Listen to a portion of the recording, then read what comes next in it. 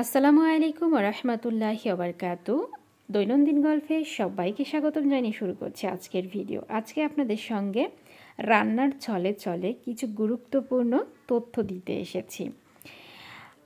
আমাদের কোরআনে 114টি সূরার ভেতরে এমন 12টি সূরা আছে যেই সূরাগুলো কিনা আমরা তেলাওয়াত করলে নানা রকমের বিপদ থেকে রক্ষা পাবো। তো একে একে আপনাদের আমি সেই 12টি সূরা সম্পর্কে জানিয়ে দিব ইনশাল্লাহ।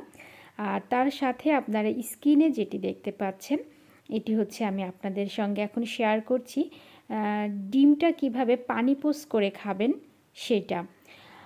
আমি সাধারণত 3 রকমভাবে ডিম পানি পোষ করে খাই।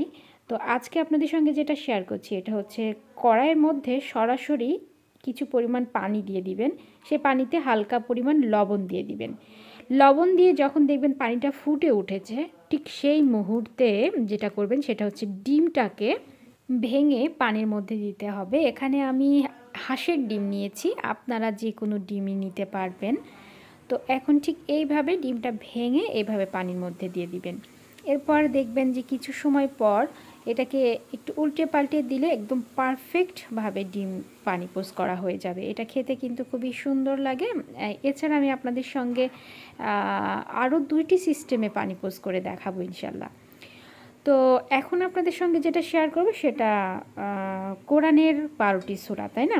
তো চলুন কোরআনের 12টি সূরা কোন সূরাটা পড়লে কি কি বিপদ থেকে আমরা রক্ষা পাবো সেই সম্পর্কে আপনাদের সাথে এখন আলোচনা করছি। আমি একটু ভেঙে দেখিয়ে দিচ্ছি ডিমটা আসলে কতটা পারফেক্ট হয়েছে। দেখতে পাচ্ছেন যেহেতু এটা হাঁসের ডিম, এটি কিন্তু ভেতরটা একটু কাঁচা কাঁচা থাকবে। আমার এরকম ডিম পছন্দ, মানে একদম শক্ত হয়ে যাওয়া ডিম আমার পছন্দ হয় না, এজন্য আমি ঠিক এভাবে করেছি।